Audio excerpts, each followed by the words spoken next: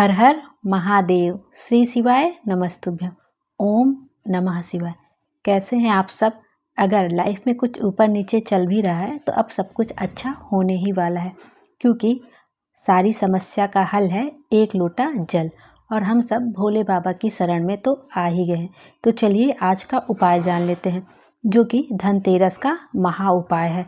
इस बार जो धनतेरस पड़ रही है वह शुक्रवार के दिन पड़ रहा है और इसी दिन प्रदोष का व्रत भी पड़ रहा है, जिसके कारण बहुत ही अद्भुत महासंयोग बन रहा है। क्योंकि प्रदोष शिव जी को बहुत ही प्रिय दिन है और धनतेरस के दिन प्रदोष भी पड़ रहा है। और प्रदोष के दिन कोई भी अपनी कामना दिल से कहने से, प्रदोष काल के समय वह उपाय करने से हमें मनवांछित फल जरूर मिलता है। तो चलिए आइए इस उपाय के बारे में जान लेते हैं और इस उपाय को करने के लिए हमें क्या क्या सामग्री चाहिए होगी वह भी हम देख लेते हैं। तो इस उपाय को वह लोग कर सकते हैं जिनकी मनोकामना बहुत दिन से पूरी नहीं हो रही है। वह बहुत सारे उपाय करके देख चुके हैं, लेकिन फिर भी भोले बाबा उनकी नहीं सुन रहे हैं। तो वह यह उपाय को जरूर करें। जो भी उनकी मनोकामना बहुत दिन से अटकी पड़ी हुई है वह जरूर सुलझ जाएगी। तो आइए इसकी सामग्री देख लेते हैं। इसके लिए हमें चाहिए होगा 1 लोटा जल। जल जो है हमें तांबे के पात्र में ही चाहिए होगा, वो भी शुद्ध जल होना चाहिए अपने घर का। और दूसरी जो चीज़ चाहिए वो हमें चाहिए एक समीपत्र। एक समीपत्र पर्याप्त है। और तीसरा जो चाहिए होगा वो हमें चाहिए लाल फूल।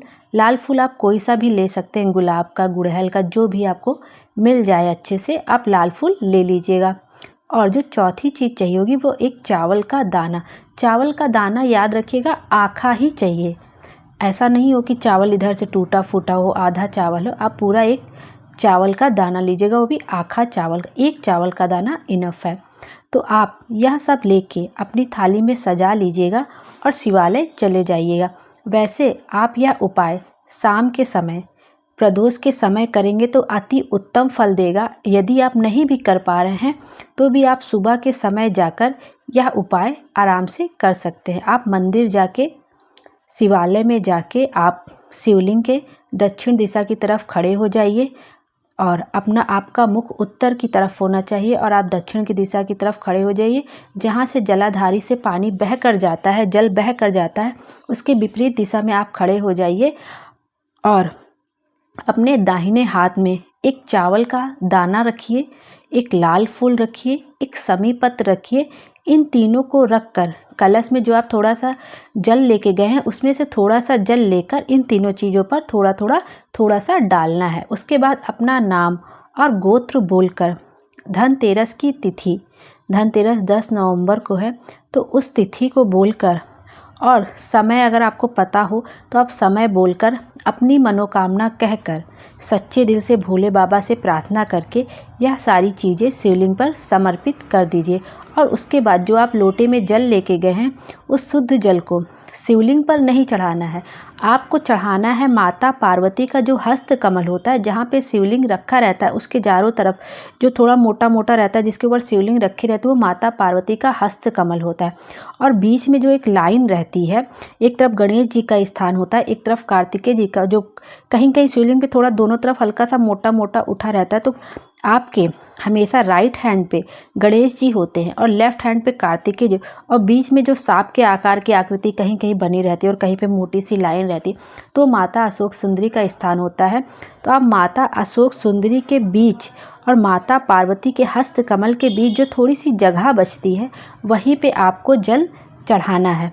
और जब जल बहते बहते जलाधारी से नीचे की तरफ आएगा तो आपको थोड़ा सा जल अपने लोटे में झेल लेना है। और अगर आप लोटे में नहीं भी झेल पाए हैं तो बाद में आप दाहिने हाथ में थोड़ा सा जल झेल लीजिए और उसका आचमन करके 3 जगह पर लगा लीजिए, नेत्र पर, मस्तक पर, कंठ पर। बाबा आपकी मनोकामना जरूर पूरी करेंगे। ऐसी श्रद्धा के साथ आप यह उपाय करिए।